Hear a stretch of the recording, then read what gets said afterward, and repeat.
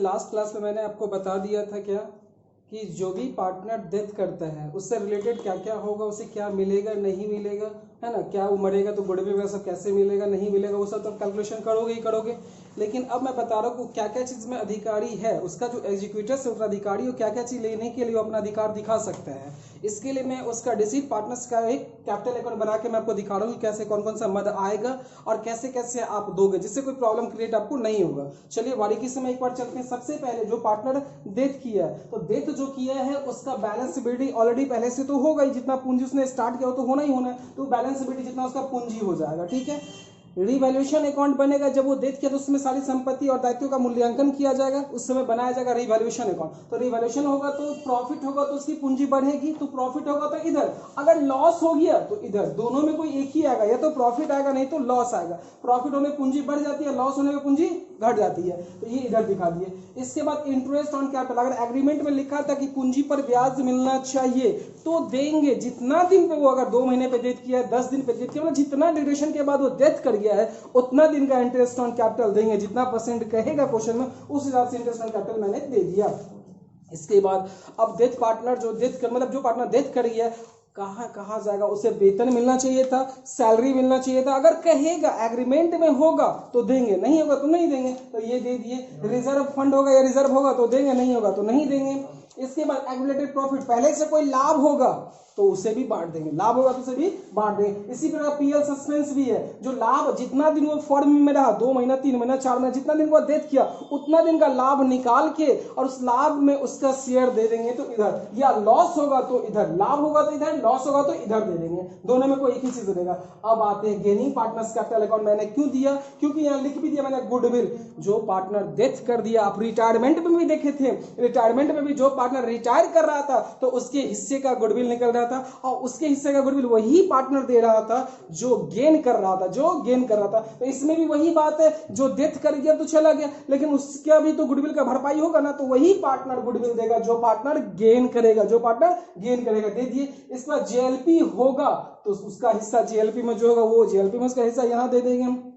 इसका डेबिट तरफ आ जाइए, डेबिट पे कितना, क्रेडिट में इतना मत हो जाएगा, डेबिट में ड्राइंग हुआ तो ड्राइंग देंगे, इंटरेस्ट ऑन ड्राइंग हुआ तो देंगे, नहीं होगा तो नहीं देंगे, है ना। इसका प्रॉफिट लॉस मैंने बताया था, लॉस होगा तो इधर, फिर ये लॉस होगा तो इधर, ये लॉस होगा तो इधर, दोनों में प्रॉफिट होगा तो इधर, लॉस होगा तो इधर। पहले से ऑलरेडी बैलेंस शीट में कोई गुडविल है, तो उसे रिटर्न ऑफ में उसका जो शेयर होगा जो पार्टनर डेथ किया, क्योंकि आप सिर्फ डिसीट पार्टनर का कैपिटल अकाउंट बना रहे हैं, सभी का कैपिटल अकाउंट नहीं बना रहे, जो मर गया उसका सिर्फ बना रहे हैं, तो गुडविल रिटर्न ऑफ जितना उसका शेयर है टोटल गुडविल में वो यहाँ देंगे। उसके बाद इधर का टोटल कर लेना है, इधर के टोटल दोनों का बैलेंस दोनों इक्वल लिखना है, यहां तक इसमें से माइनस कर देना, जो आ जाएगा वो डिसीट पार्टनर्स एग्जीक्यूटिव अकाउंट का बैलेंसिंग फिगर हो जाएगा, उतना अमाउंट वो पेबल है, उतना अमाउंट से हमको देना है। ठीक है, इससे रिलेटेड जो क्वेश्चन आएगा आगे मैं सॉल्यूशन करूंगा। अभी मैं सबसे पहले आपको बताऊंगा कि लाभ कैसे निकलता है, लाभ जो मैं बता पीएल सस्पेंस कैसे निकलता है, इसका क्वेश्चन मैं सॉल्व करके बताऊंगा, और पहले थ्योरी में इसका सॉल्यूशन करके थ्योरी दिखा दो, उसके बाद मैं बताऊंगा।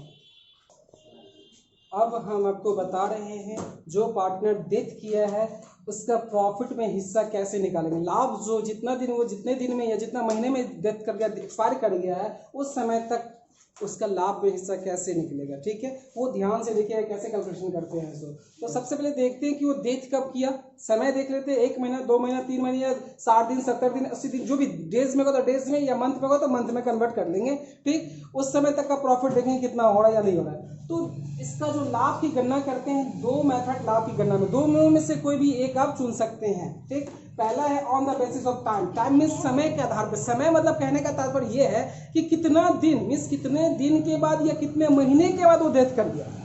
2 महीना 3 महीना 4 महीना 5 महीना 6 महीना, जितना महीने के बाद या जितना दिन के बाद, 100 दिन 50 दिन 150 दिन, जितना दिन के बाद वो कर गया, वो दोनों में इसमें टाइम बेसिस में देखते हैं कि दिन, उसमें आपको ध्यान रखना होता है कितना दिन के बाद डेथ किया। तो इसके निकालने के लिए फॉर्मूला है share in profit of deceit partner, जो मर गया उसका हिस्सा क्या होगा लाभ में। सो देखा, तो इसमें एवरेज प्रॉफिट, या इसमें एवरेज प्रॉफिट भी दे सकते हैं, या प्रीवियस पिछले साल का जो लाभ है, अगर बाय द वे इस साल का एवरेज प्रॉफिट नहीं निकला, मैं यहाँ लिखा नहीं हूं, इससे पिछले साल का लाभ जो होगा वो भी आप यहाँ पे दे सकते हैं, पिछले वर्ष का जो लाभ होगा उसके आधार पर भी निकाल सकते हैं। ठीक है, ये दे देंगे यहाँ पे नंबर ऑफ मंथ्स या डे, नंबर ऑफ मंथ या डे, दोनों में जो रहेगा, मंथ रहिएगा या फिर डे, दोनों में जो रहेगा वो आप कर दोगे। मंथ रहेगा तो 12 दीजिएगा, डेज रहेगा तो 365 दे देंगे, और लीप ईयर होगा तो 66 हो गया।